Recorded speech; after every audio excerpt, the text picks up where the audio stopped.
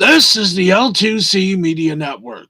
Now, live from the Fred McLeod Sports Desk at the Tom O'Neill Studios in Jackson, this is Steve's Sporty Balls with sports final and everything else therein.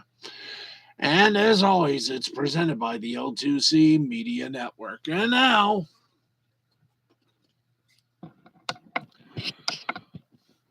with no moment of silence, because, hey, you know what they say about silence? It's deadly. And so are farts done by a pro wrestler. Oh boy, I got him. Oh man, messed up the joke there. I'm Harry Von Stuttgart, your announcer, and here's Steve. All right, thank you very much, Harry. And yeah, you did ruin that joke for all of us. But anyway, welcome everybody to the broadcast that you love, and we love doing it for you. So let's just get on with it. And all of our scores, by the way, they are presented to you by the good folks at Caesars Sportsbook and Casino. And remember, we are all Caesars, and even Caesars have their limits. And if you have your limits and have went over your limits and you need a little help and someone to talk to, well, call the National Problem Gambling Helpline, and maybe you can tell them that I'm having trouble speaking. It's the National Problem Gambling Helpline from the National Council on Problem Gambling. The phone number is 1-800-522-4700. That's 1-800-522-4700. Please dial them if you feel like you are in need of a system. When you need a friend. Anyway, let's oh, sorry, I didn't say Alexa, I said let's. Well, we're going to have some fun, aren't we, kids? Yes, we are. Okay, now let's get to the hardwood. Let's get you some NBA. Right now, everything is a final. Los Angeles Lakers beat the Cleveland Cavaliers 131-120. Charlotte Hornets upstaged the New Orleans Pelicans by 3, 106-103. Portland Trailblazers upended the Detroit Pistons 119-115. Philadelphia 76ers felt the freedom when they beat the Miami Heat 113-106. Brooklyn Nets over the Utah Jazz 114-106.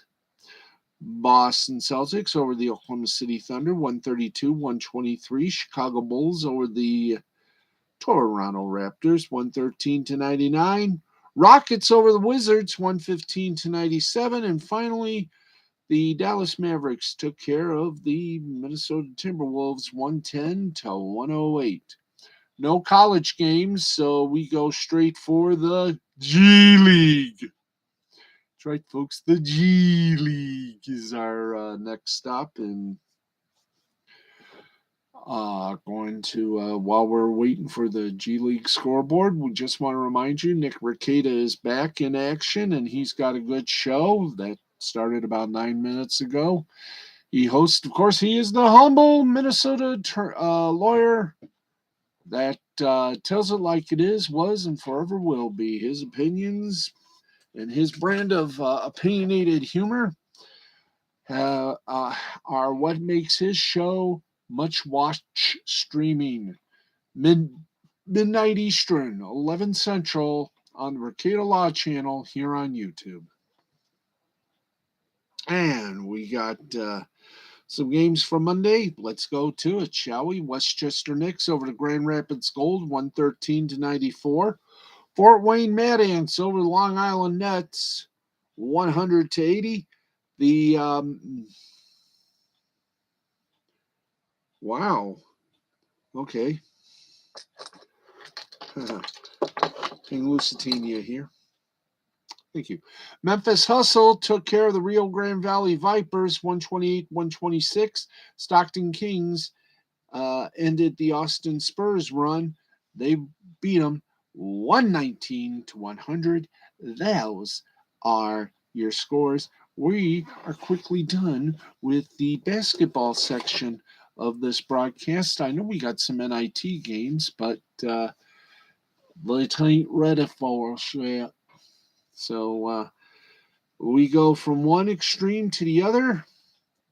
Let's go from the hardwood to the hard, fake synthetic ice. That's right. It is time for us to go to the NHL, and it's our hockey segment right now. And wow, not much going on in the NHL tonight. Let's give you the lone game that's still going on. 15:28 remaining in regulation.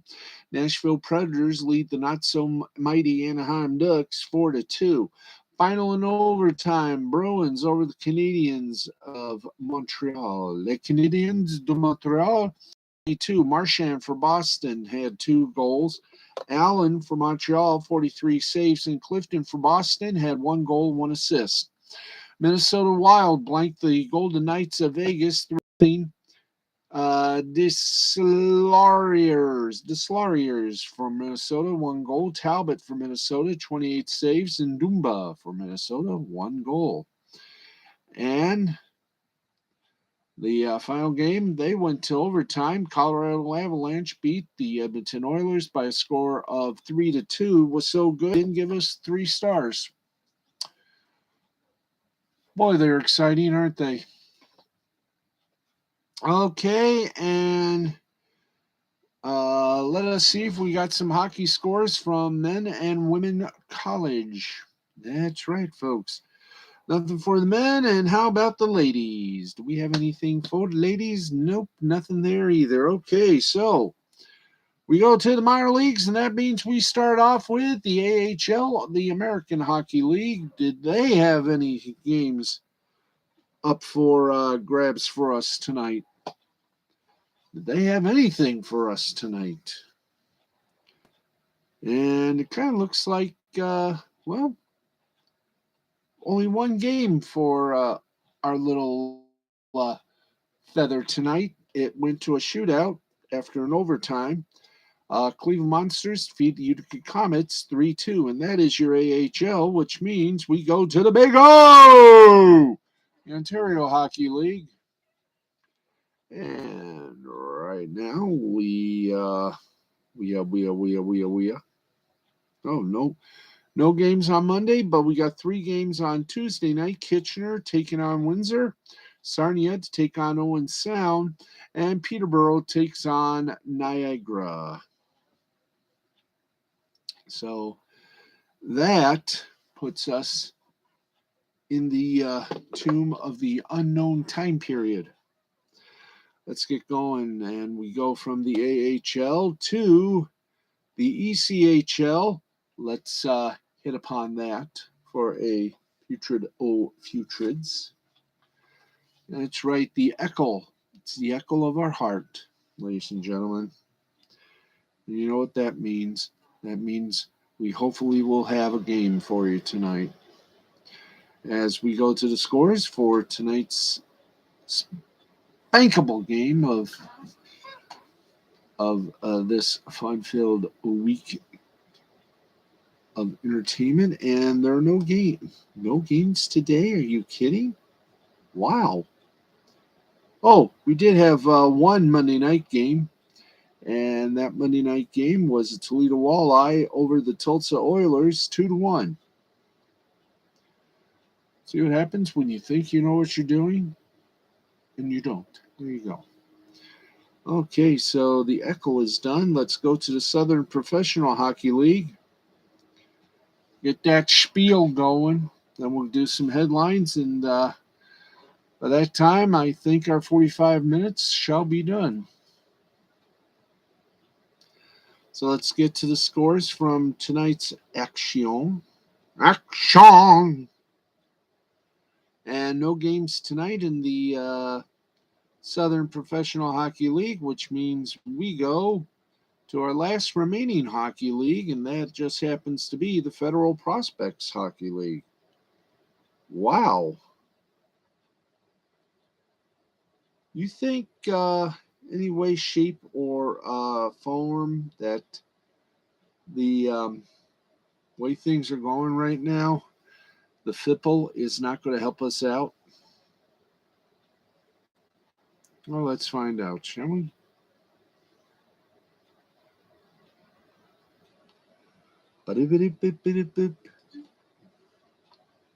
Here we go. Well, buzz to you too. Okay. Trying to put something here, but it doesn't look like. Nope, no games on the Federal Prospects Hockey League until Wednesday.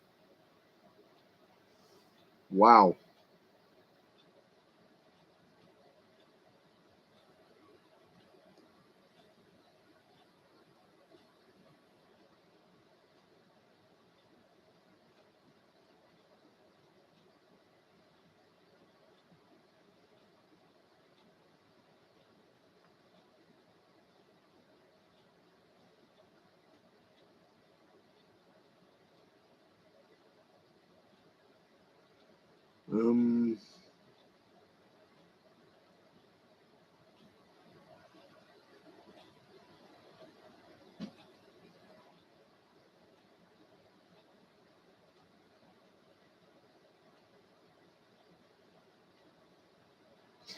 Okay, no games, so my gosh.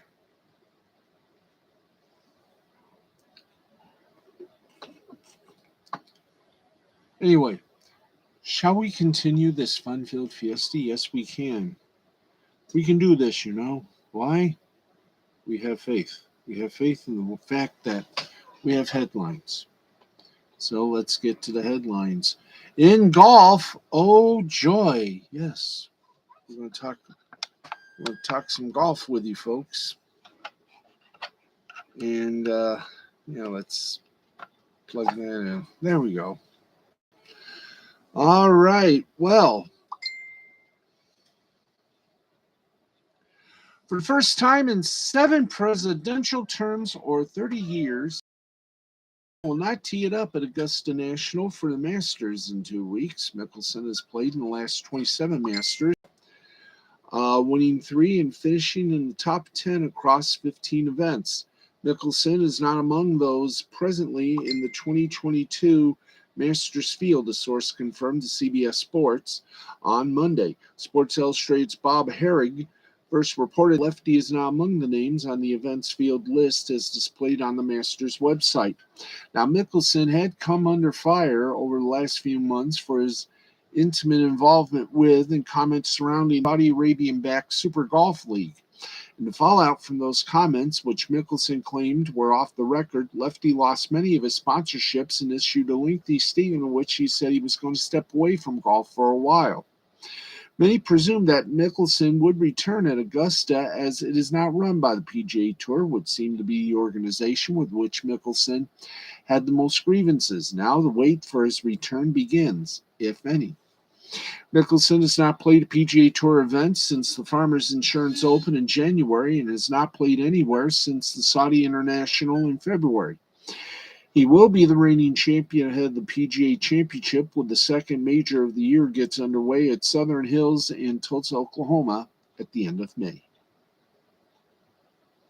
Okay, and as you know, Urban Meyer left the broadcast booth of Fox to take on the job as coach of the Jacksonville Jaguars. Well, let's just put it this way. Maybe he should have stayed with Fox because his tenure as Jacksonville coach was not good. For most new NFL coaches, it's easy to get fired before you even finish your first year on the job, but that's exactly what happened to Urban Meyer in 2021. The former Jags coach was canned in December after compiling just a 2-11 record in his first season. Now, based on the information that has come out over the past few months, it's pretty clear that Meyer's stint in Jacksonville was a disaster from the get-go. As it turned out, his time with the Jaguars might have actually been worse than anyone originally thought. A story published by The Athletic on Monday painted a not so rosy, but a humongous turd ball of a picture of Meyer's 11 months in North Florida. And a lot of that picture was painted by former Jags receiver DJ Clark, who decided to go on the record while talking about his former coach. Clark told The Athletic the way he was running the ship, it was impossible to succeed. So what exactly did Meyer do wrong? Well, get comfortable. You could be here for a while. For one, Meyer had no idea how to make his players better by putting them in a position to succeed. Clark said, he told us from day one that he was going to maximize our value. And I truly can't tell you one player that maximized their value on the Jags this year. End quote. Clark can personally attest to that. The receiver broke his finger in training camp after Meyer forced him to do extra reps during a round of live contact drills. The ensuing surgery caused Clark to miss the entire preseason. When Meyer's unable to get the most out of his players, the one person who seemed to be hurt by the most was Trevor Lawrence. The top overall pick in the 2021 NFL draft had an ugly rookie year, and according to Chark, that was Meyer's fault. Trevor is a great quarterback, but he was not put in good positions. Meyer ran an operation based on fear, which might have worked for him in college, but the strategy was an utter disaster in the NFL. He feels like threats are what motivates. I know he would come up to us and tell us that the receivers weren't doing good. He was going to fire us. He was going to fire our coach. He would usually say that when the coach was around. According to The Athletic, Meyer once threatened to cut a guy for making a mistake in a preseason game.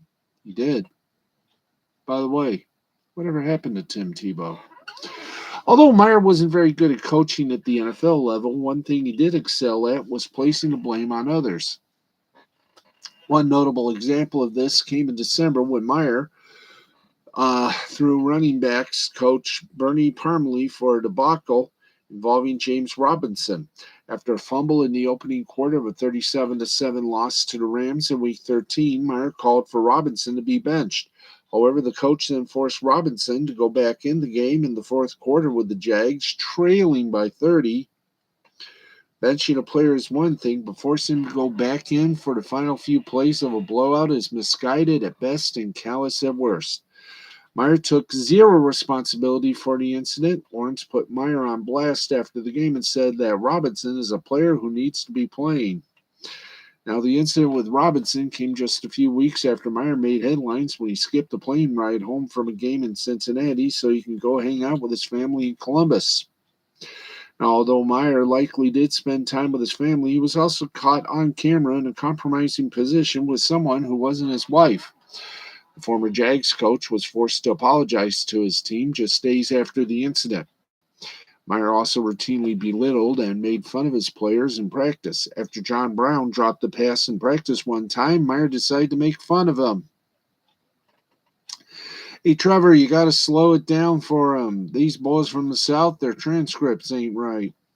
Well, at one point during his tenure, Meyer apparently belittled a player to the point that the player cried. During his short time with the Jags, Meyer was also accused of kicking Josh Lambo in the leg and telling him to make his effing kicks just before a preseason game in August. The story from The Athletic also alleges that Meyer was unfamiliar with star players around the league, including the 49ers receiver Deebo Samuel, Seahawks safety Jamal Adams, and Rams defensive tackle Aaron Donald. Things got so bad in Jacksonville that one staffer called it the most toxic environment I've ever been a part of. And that's likely going to be Meyer's legacy in the NFL. Then again, maybe he shouldn't have been named coach. I put that solely on the Jacksonville Jaguar ownership. They knew what they were getting themselves into. They knew how they could have just said no.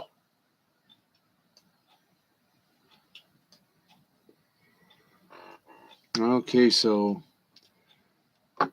I hope to hell no NFL team will hire Urban Meyer again. I think his I I think for those of you who wonder, will Urban Meyer ever run a NFL team? That answer should be obvious.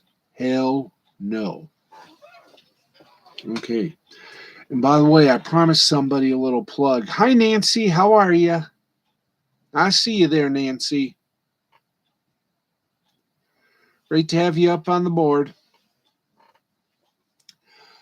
Okay, let's get back to more of our news gathering here, and then we'll get back to some of what we call the lovely reports. That's right. The quarterback carousel this offseason has been a wild ride, but there are still players looking for new homes. Free agents like Jameis Winston and Marcus Mariota have still yet to put pen to paper, and then there are a couple of other quarterbacks like Baker Mayfield and Jimmy Garoppolo waiting to be traded. Finally figured it out. I'm glad you did. With Mayfield and Garoppolo having already been replaced, it's curious as to what their teams could get in exchange for their services. Well, according to Pro Football Talk's Mike Fiorio, San Francisco 49ers GM John Lynch is telling interested teams that they have an offer of 2 second-round picks for Garoppolo on the table. As for the team that made this reported offer, it's likely either the Indianapolis Colts, New Orleans Saints, or Carolina Panthers. The Seattle Seahawks are another team looking for a new quarterback, but the 49ers likely wouldn't trade Garoppolo within the division. Now, he's coming off shoulder surgery, but it's not something that has affected his trade market. He's 37-16 as a starter in his career, including playoff games that helped the 49ers get to the doorstep of the Super Bowl 2 out of the last 3 years. Now, the Colts were a team reported to be in the mix for Garoppolo this month, but their plans may have changed with Mayfield being available. A team to keep an eye on is the Panthers, who missed out on the Deshaun Watson sweepstakes and have been in the market for a new quarterback for years now. Carolina signed Teddy Bridgewater ahead of the 2020 season before trading him to the Broncos a year later. Then the Panthers traded 3 picks to the New York Jets for Sam Darnold. That's not a move that worked out either. Garoppolo is set to enter the final year of his 5-year, $137.5 million deal he signed in 2018. The cap hit for 2022 is $29.95 million. That, of course, from Spotrac. Wow. And that is your headlines. For right now, let's go forth to the soccer venues around the world. That's right. It's time for our international report. And for that, we go all the way. And here we go. In League 2 soccer action, Forest Green Rovers over Colchester United 1-0. In World Cup qualifying, the Oceanias, Papua New Guinea beat New Caledonia 1-0. New Zealand topped Fiji 4-0. And in Major League Soccer, Los Angeles Football Club, well, you beat the Vancouver Whitecaps by a score of 3-1. And that is a brief look at some of the international sports. We have nothing in the media room for tonight, but we should know tomorrow just how much a big deal Al Michaels just got from Amazon to be the lead voice of Thursday Night Football on Amazon. We'll let you know about that tomorrow night at 11:35. All right, our regular time, by the way. All right, let's see what's happening here. By the way, we update you on the NHL action. In the 13th minute of the third period, It is Nashville 5, the not-so-mighty Ducks of Anaheim 3. In the Extraliga playoffs, Kesk Bujovic defeaed Pardubice 3-1. Sparta Prague over Liberec 7-0. And in Finland, Helsinki defeated Lukko 5-1. In Nippon baseball, professional baseball preseason action, the Seibu Lions beat the Occult Swallows 4-1. Chibalati Marines over the Chinichi Dragons 10-2, and the Rakuten Golden Eagles over the Yomiuri Giants by a score of 4-3. Now, over to Major League Baseball's preseason. The Baltimore Orioles beat the Minnesota Twins 10-8. Boston Red Sox over the Atlanta Braves 5-0. Toronto Blue Jays over the Detroit Tigers 3-1. Miami Marlins over the New York Mets 3-0. New York Yankees over the Philadelphia Phillies 5-2. Pittsburgh Pirates over the Tampa Bay Rays 5-1. Chicago Cubs over the Cincinnati Reds 3-2. Wow. Chicago White Sox over the Los Angeles Dodgers 8-6. Here's a wild one for you. Texas Rangers massacred the Cleveland Guardians 25-12. Arizona Diamondbacks over the Seattle Mariners 9-1. Kansas City Royals over Los Angeles Angels by a score of 8-5. San Diego Padres, well, they lost to the Colorado Rockies 8-4. St. Louis Cardinals beat the Washington Nationals 7-3. And in the eighth inning, it is the Milwaukee Brewers over the San Francisco Giants 4-3. In the world of cricket, after day one, Australia leads Pakistan. Meanwhile, the women's World Cup cricket, Australia won by 5 wickets. And India and Bangladesh have yet to start. So there you go, right there in a nutshell. And we have 12 minutes. So we are going to find out. We are going to see about some media bites for you folks out there. And we might as well do a few things here.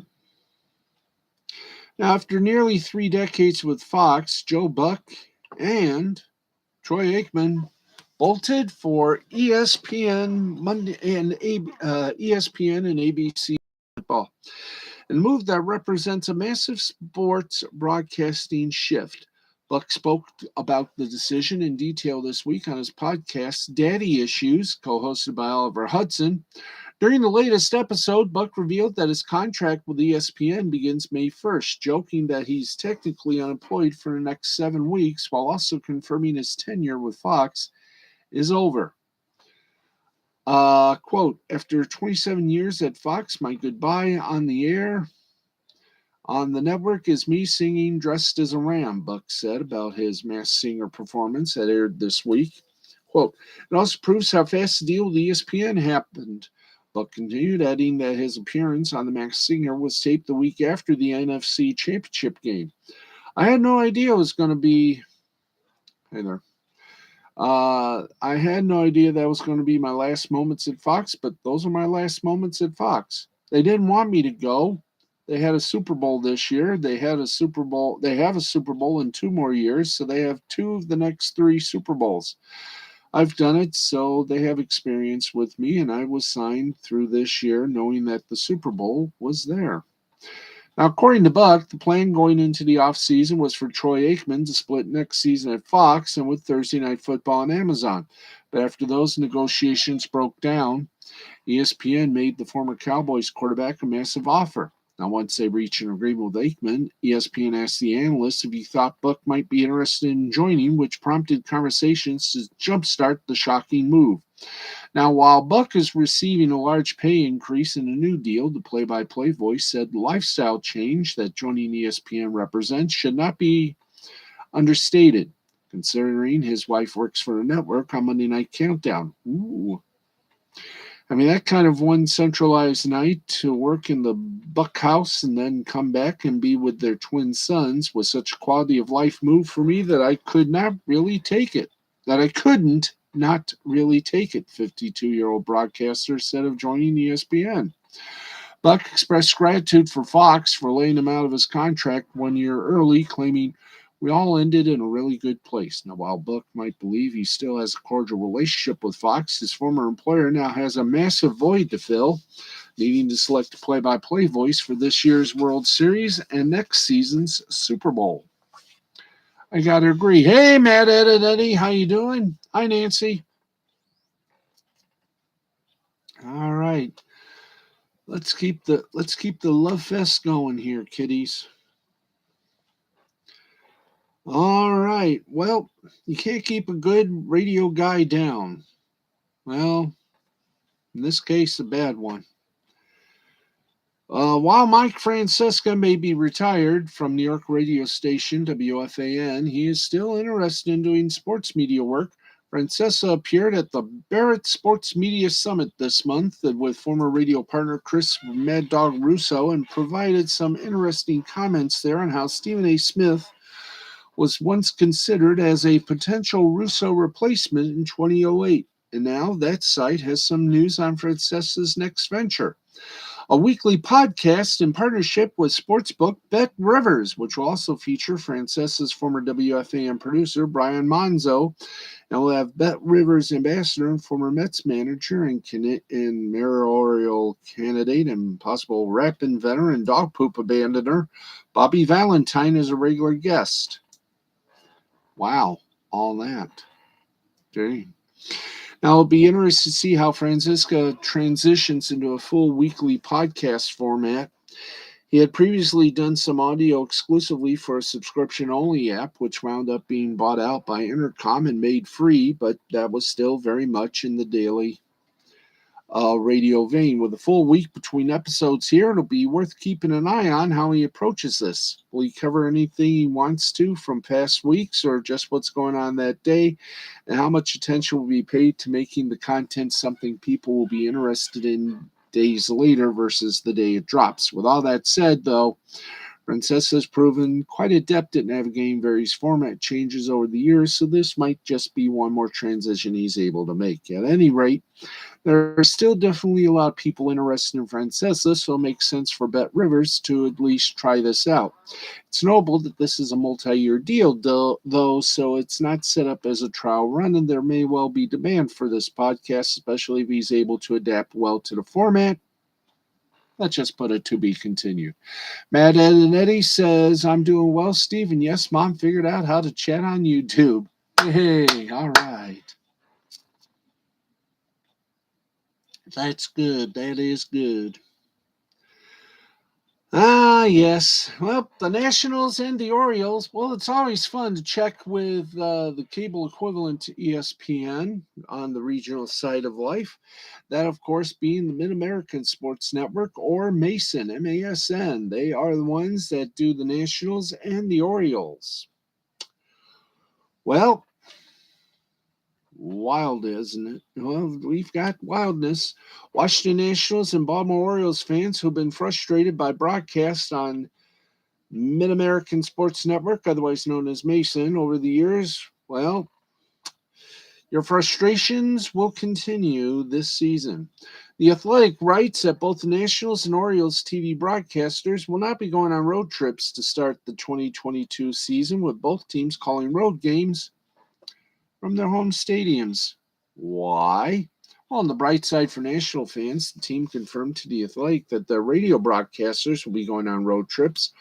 Oriole fans, however, they're out of luck. Their radio crew will also call games remotely.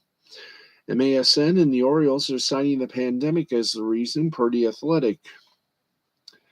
And it says in this way: in an abundance of caution due to the ongoing COVID pandemic, which will hopefully be winding down and soon be behind us, and as a prudent step in the context of a changing regional sports network industry, Mason will begin the season operating under a hybrid model that enables Mason to conduct a production locally while leaving all the major production pieces in place in the truck on site.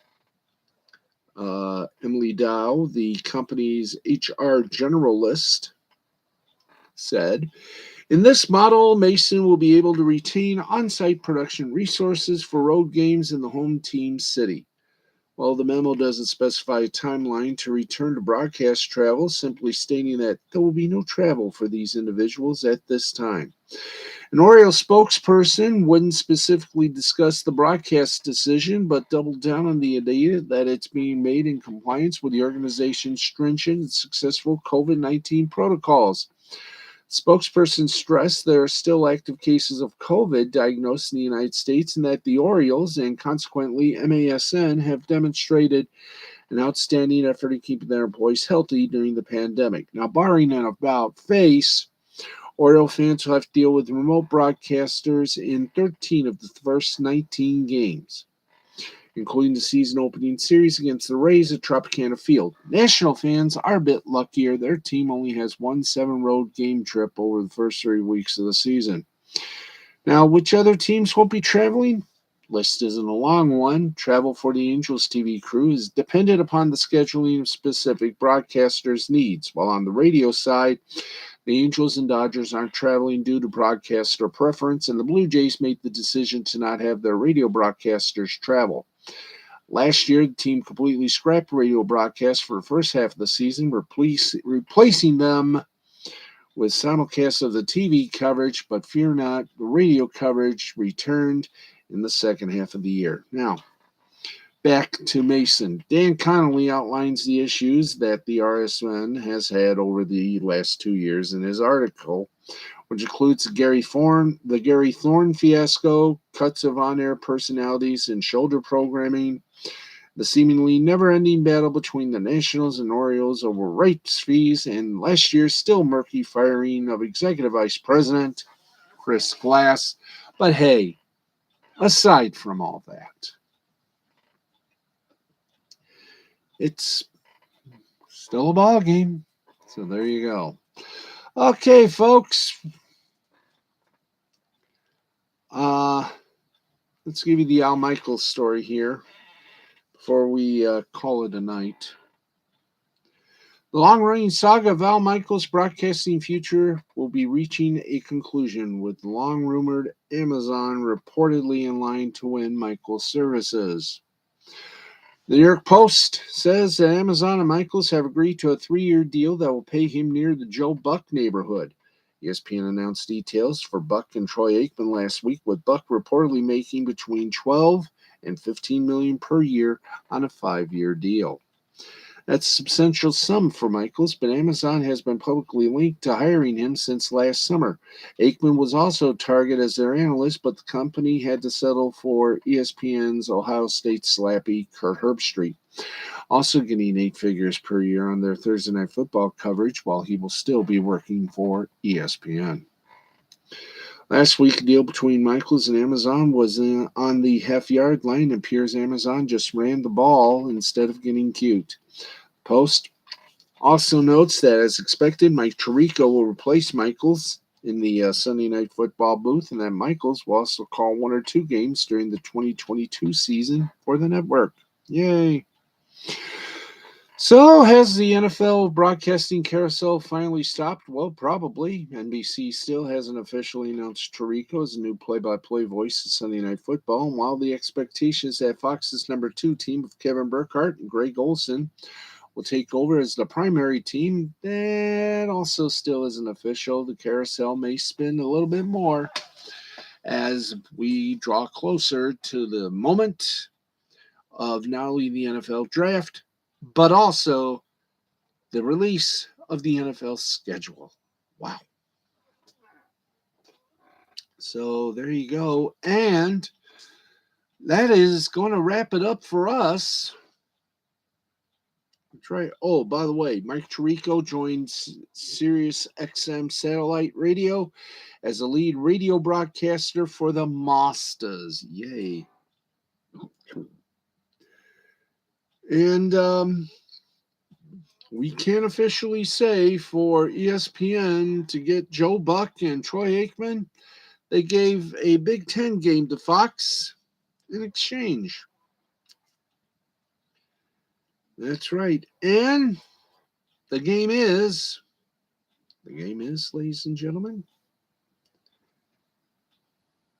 Penn State at Purdue. Game scheduled for Thursday, September 1st. So there you go. Fox decided that Penn State Purdue as a new primetime option was worth letting Buck leave early. So the Buck really did stop there. Okay, folks, that is going to wrap things up for us. We have done our duty. We have made it to 45 minutes of a good show. So now, what do we do for an encore? You may say, simple. We say goodnight to you all. And I'm going to take one more swig of water.